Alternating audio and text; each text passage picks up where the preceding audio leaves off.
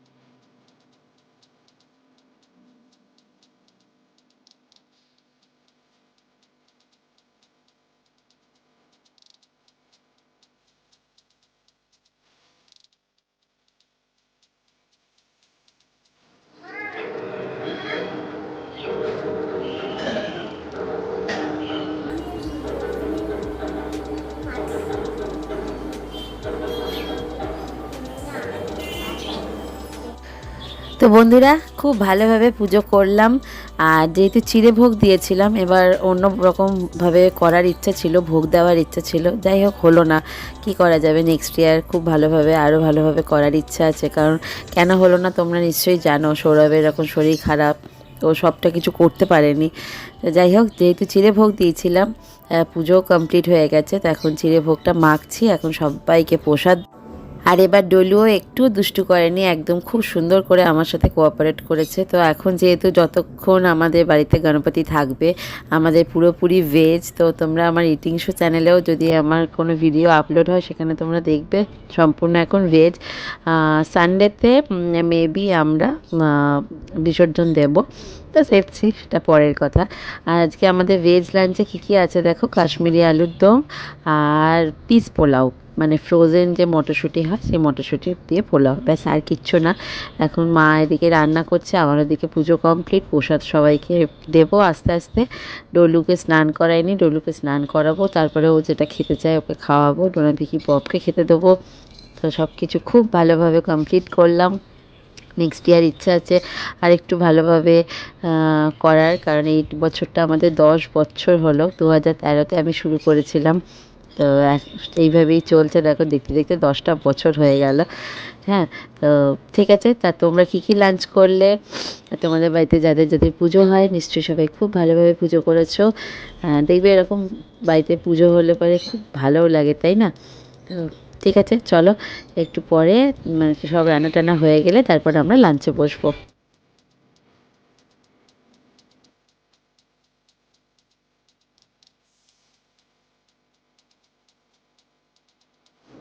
আর piece পোলাওর সাথে আছে হচ্ছে ফুলকপির পকোড়া আর মিক্সড ফ্রুট চাটনি, ব্যাস এই দিয়ে আজকে হয়ে যাবে আমাদের লাঞ্চ। তোমাদের ভিডিওটা কেমন লাগলো অবশ্যই কিন্তু জানাতে ভুলো না, ভালো লাগলে লাইক কমেন্ট শেয়ার করো আর সাবস্ক্রাইব করতে ভুলো না। তাহলে এই আজকের মধ্যে এই ভিডিওটা এখানেই কমপ্লিট করছি। আশা করছি তোমাদের ভিডিওটা ভালো লেগেছে। দেখা হবে তোমাদের সাথে আবারও পরের দিন নেক্সট একটা ভিডিওতে। সবাই ভালো থেকো, সুস্থ থেকো, নিজের খেয়াল রেখো, টাটা।